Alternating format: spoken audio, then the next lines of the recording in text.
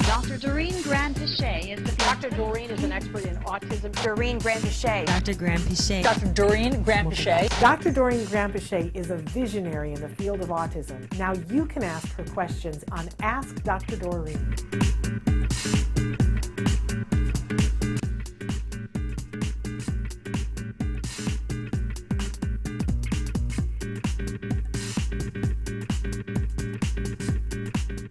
Okay, so Missy has written in on YouTube and says, can ABA help to reduce aggressive behavior like hitting, kicking, biting, scratching, etc. in an older child who is 8, 9, or 10 years old, and how do they change this behavior? Yes, Missy. So first of all, it's funny that your name is Missy. You're the second Missy I've ever met. The first Missy would be Dr. Missy Olive, who is a wonderful behavior analyst, and she actually is really, really good with older kids and adults. So if you can find her, maybe get in touch with Missy Olive. But yes, ABA is focused on two things. One is teaching new skills, and one is reducing challenging behaviors. And so the way that we do that is different based on the function of the behavior. What that means is every behavior has a reason why it occurs, and that's the function. And once you identify the reason why that behavior occurs, you are able to replace that behavior with a much better, more appropriate type of behavior. For example, a child will generally not hit just because hitting is something pleasurable. They will hit because either they want to get attention for it, or they're trying to escape a situation, or they're trying to gain access to a tangible object. Those are examples of functions.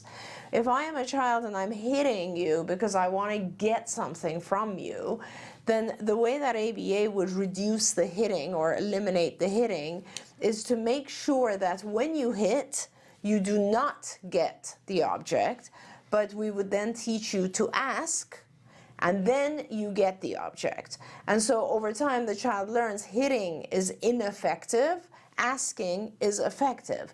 That's a very basic example of how ABA deals with all of these behaviors. Every dysfunctional, challenging behavior that you listed there, Missy, has a reason. I always talk about challenging behaviors. They are a type of communication from our kids. Our children are trying to say something by hitting, by biting, by throwing. They're trying to say something. They're trying to say, I want more of something, or I don't want something. And that's really important to understand. And through ABA, we have this thing called a functional assessment that your supervisor first conducts, and through that they learn why each behavior occurs, and then we modify environmental things and we get rid of those behaviors and we teach appropriate behaviors. And let me say, people often think that ABA has to do with very young children. There are thousands and thousands of articles published on how ABA works to reduce challenging behavior in adults.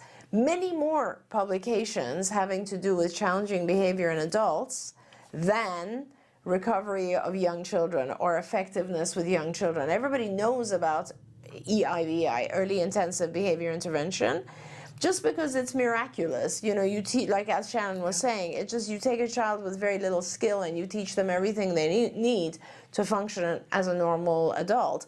But with the adults who have these sort of ingrained challenging behaviors, ABA is incredibly effective. It's unbelievable. And I'm talking about sometimes you just working with adults, like one of the very rewarding things for me was adults I knew who were so aggressive that they would, for instance, out of frustration, literally put their head through glass, you know, and that is like such a horrifying thing for everyone. Yeah. And if you can teach an adult to not do that and instead to type on a keyboard something they want when they're frustrated, that is the most rewarding thing. And that's what ABA does. That is the power of ABA. Absolutely. So we don't have time to fully answer this question, I know, because we've got about 3 minutes. Hey, Hey, thanks for watching Autism Live. To subscribe, click here. And if you'd like to check out some more of our videos, click here.